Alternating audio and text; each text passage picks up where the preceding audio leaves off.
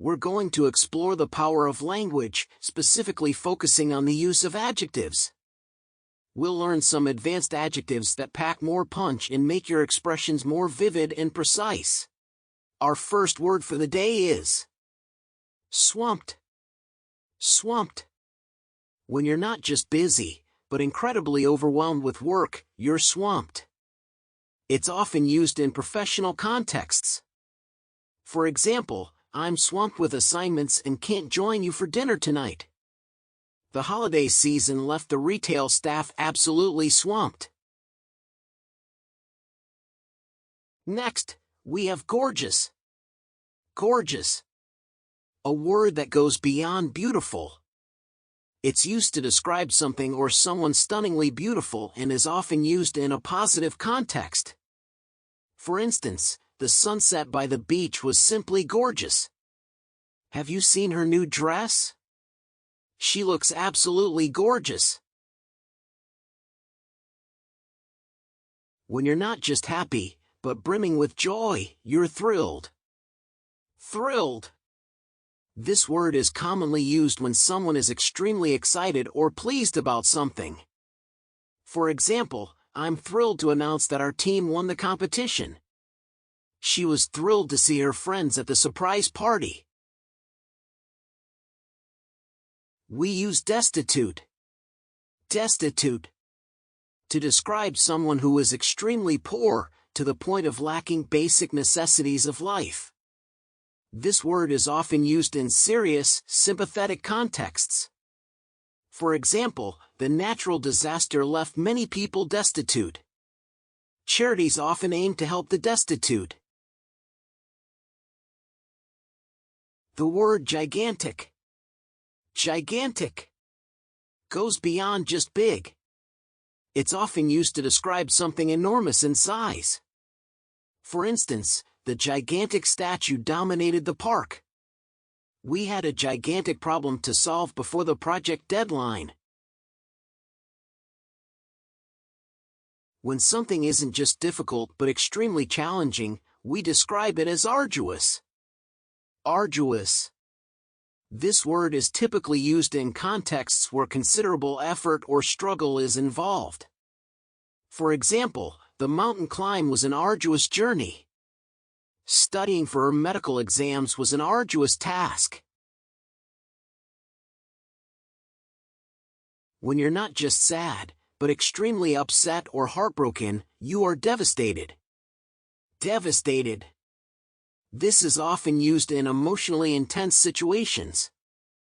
For instance, she was devastated to hear about her grandmother's passing. The team was devastated after their narrow loss in the finals. Our next word, minuscule. Minuscule. Goes beyond just small.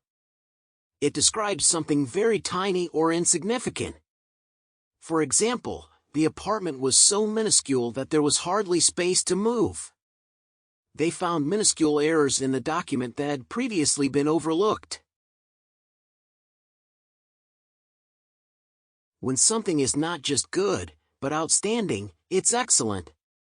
Excellent. This word is often used in positive and praising contexts. For instance, the performance by the choir was excellent.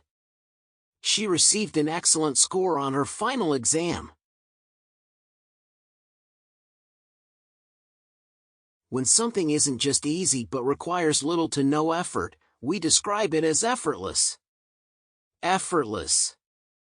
This word is typically used when someone does something very well and makes it look easy. For example, the professional dancer's moves seemed absolutely effortless. With his talent, solving complex math problems is effortless. Our next word, furious. Furious. Describes when you are not just angry, but extremely angry. This word is often used in intense emotional situations. For example, he was furious when he found out he'd been lied to. The coach was furious at the team's lack of effort. When you're not just hungry, but extremely so, you are starving. Starving. This is often used in informal, casual contexts. For instance, I forgot to eat breakfast this morning, and now I'm starving. The smell of the pizza had us all starving. When something is not just different but significantly or fundamentally so, it's disparate. Disparate. This word is often used in academic or formal contexts. For example, the study draws on disparate sources to reach its conclusion. Despite their disparate backgrounds, they became the best of friends. The word hilarious. Hilarious goes beyond just funny. It's used to describe something extremely amusing. For instance, the comedian's new stand-up routine is hilarious. We spent the whole night sharing hilarious stories from our childhood.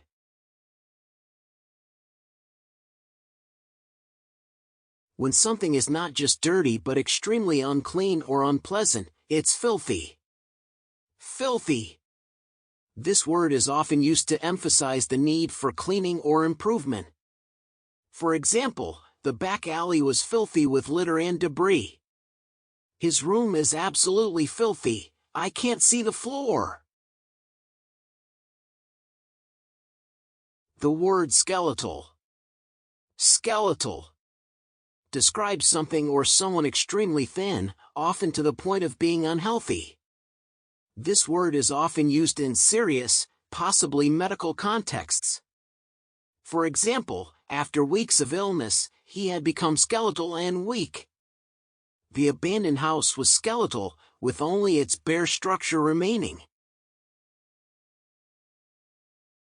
When something isn't just cold, but extremely so, we describe it as freezing. Freezing. This word is commonly used in casual conversation to describe temperature. For example, the lake was freezing in the early morning. I forgot my coat and I'm freezing. Our next word, scorching. Scorching describes when it's not just hot, but extremely hot. This is often used to describe weather or temperature. For example, the desert can be scorching during the day. Be careful, the stove is scorching. When something is not just clean but impeccably so, it's spotless. Spotless. This word is often used to describe a high standard of cleanliness. For instance, after a whole day of cleaning, the house was spotless. Her work desk is always spotless. When something is not just bad, but extremely or terribly so, it's terrible. Terrible. This word is often used in negative contexts. For example, the weather was terrible for our beach trip. I received some terrible news today.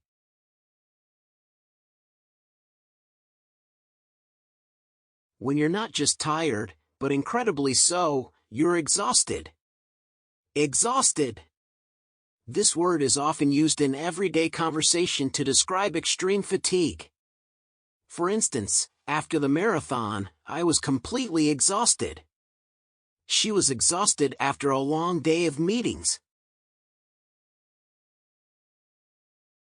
When something isn't just fancy, but extremely or excessively so, it's lavish. Lavish. This word is often used to describe opulence or extravagance. For example, the wedding was a lavish affair, with no expense spared. He lives a lavish lifestyle with luxury cars and designer clothes. Our next word, dull. Dull describes something that is not just boring, but extremely uninteresting. This word is often used in negative contexts. For example, the lecture was so dull that I almost fell asleep. The paint color is dull and lifeless, we need something brighter. Lastly, vibrant. Vibrant goes beyond just colorful. It's used to describe something bright, lively, or full of energy. For example, the market was vibrant with fresh fruits and vegetables. She has a vibrant personality that lights up the room. By expanding our vocabulary with these advanced adjectives, we can express ourselves more precisely and vividly. Remember, language is a powerful tool, and the more words you know, the better you can articulate your thoughts and feelings. Let's practice using these new words in our writing and conversations. Happy learning, everyone!